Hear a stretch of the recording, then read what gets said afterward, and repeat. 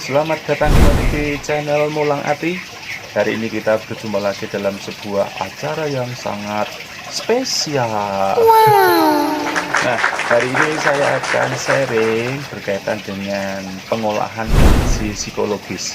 Oh ya, sebelum kita lebih lanjut, bisa minta bantuan dong untuk like, comment, subscribe, dan sebarluaskan video ini supaya semakin banyak orang terbantu untuk bisa mengolah bagaimana kondisi hidupnya.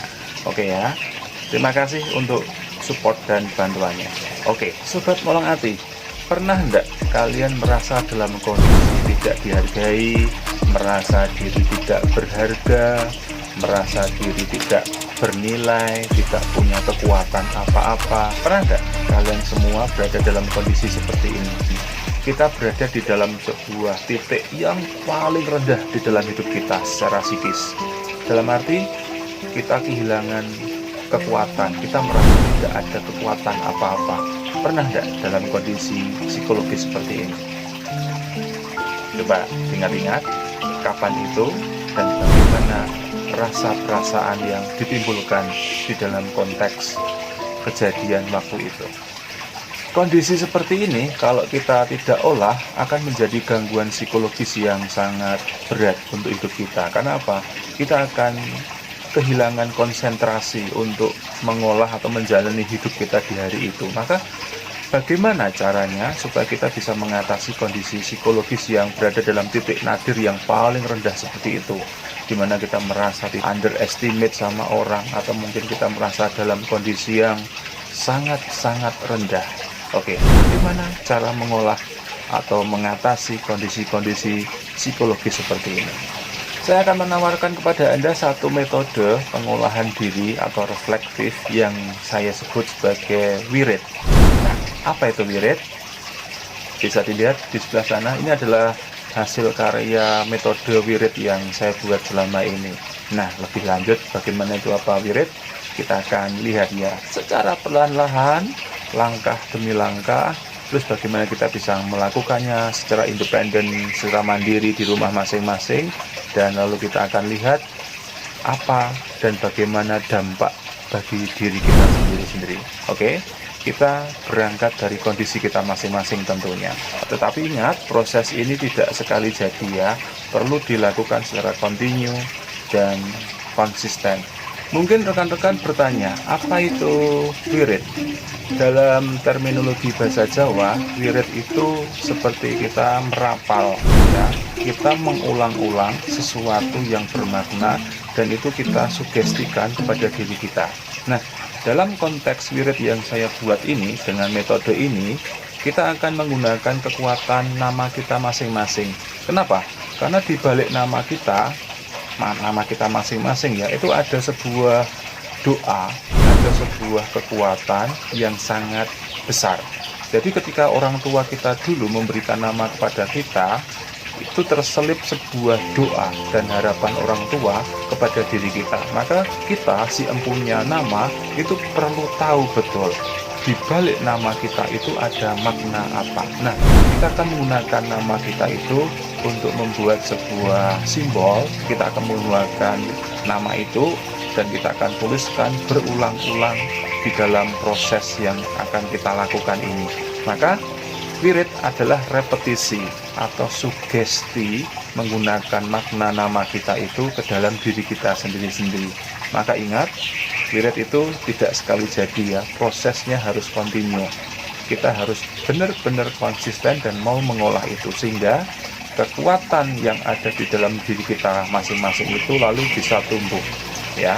Langkah pertama yang harus teman-teman alami, harus kalian lakukan dulu adalah coba simpulkan dalam satu hari ini atau lihat kembali apa yang terjadi di dalam diri teman-teman sejak teman-teman bangun pagi sampai malam hari.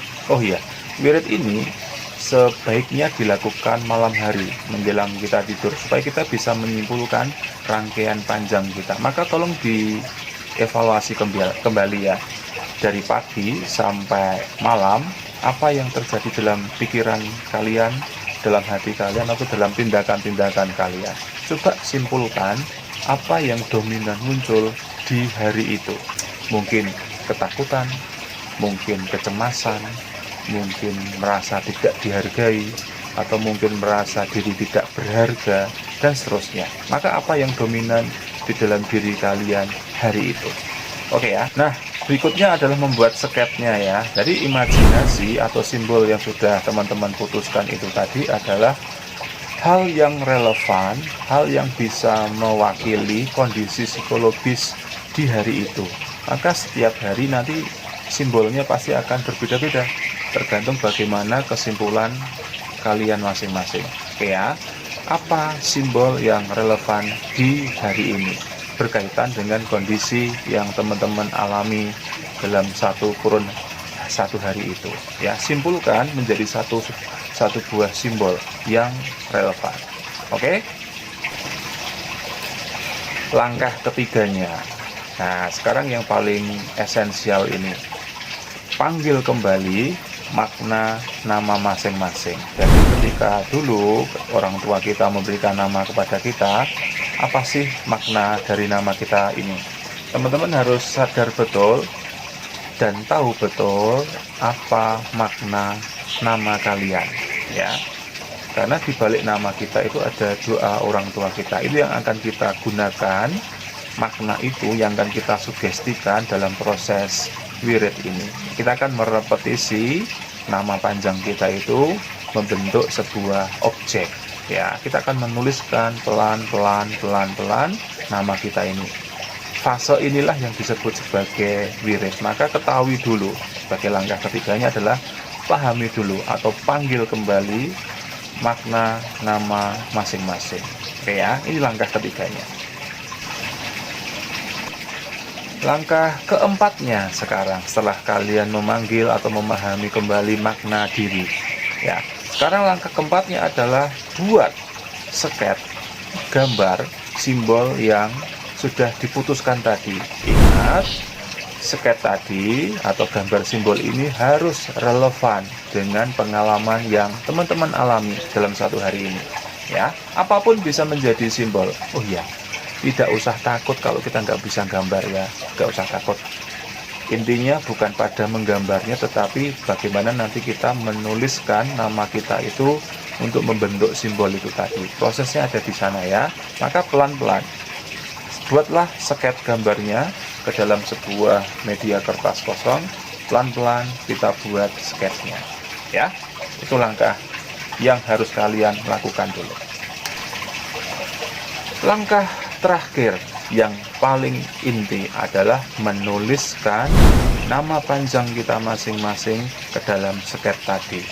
Maka silahkan mulai bentuk sket tadi menjadi objek yang sedang kalian pikirkan. Tuliskan pelan-pelan nama kalian di sana.